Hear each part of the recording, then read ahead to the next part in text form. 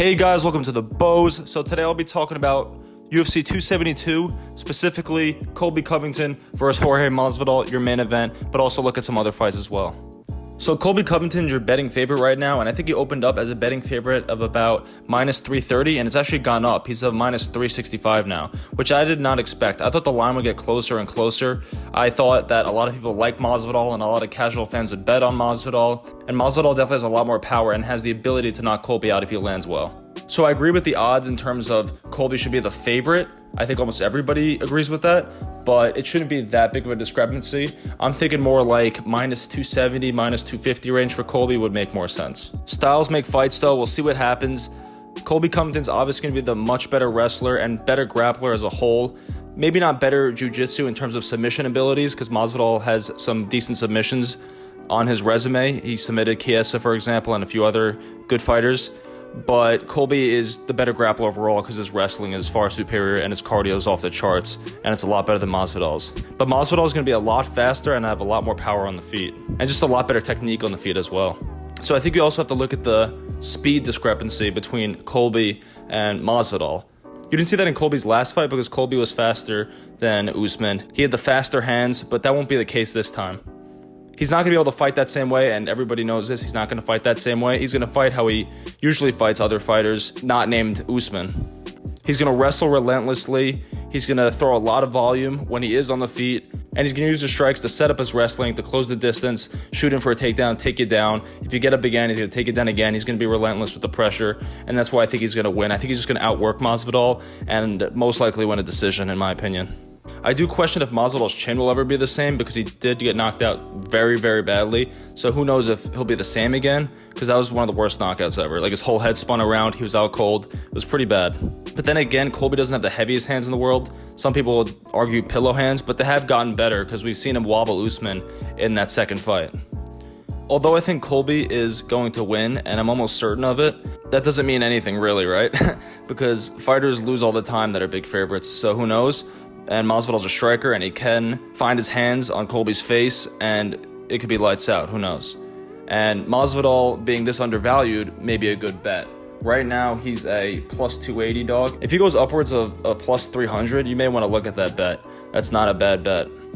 Or you might want to just play it safe and bet Colby to win by decision and make some halfway decent money doing that. I just don't see Colby finding the submission. Masvidal is usually way too tough to put away. Usman caught him just right, and Usman has crazy power.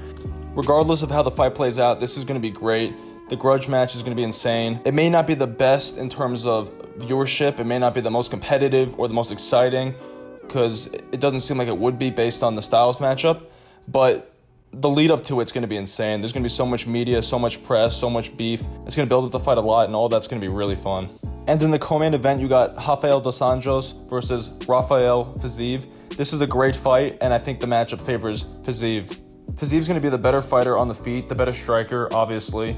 And I think he is going to be able to keep the fight standing for as long as he wants.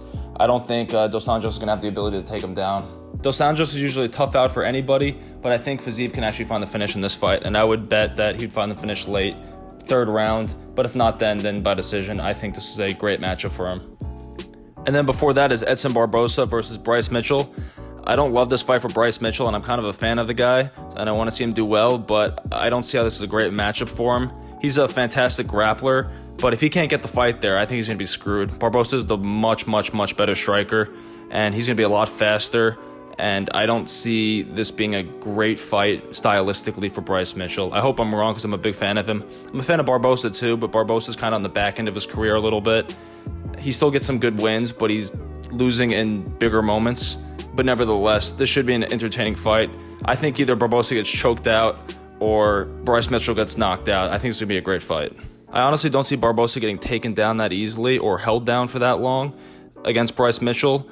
It's not completely Bryce Mitchell's game to be an elite wrestler, being able to hold people down and take people down. It's just that his jiu-jitsu is very, very good. And he's got that twister that everybody loves that he pulled off one time in the UFC and almost pulled off another time. So he's a very exciting fighter. It should be a fireworks type of fight. I'd bet that the fight doesn't go to decision. That's what I think is the best bet to make if you're not betting on Barboza. And then before that on the main card, you got Kevin Holland going down to welterweight and fighting Alex Oliveira. Not a great gauge to see how Kevin Holland will do against all these great grapplers and wrestlers, and just great fighters in general in the welterweight division.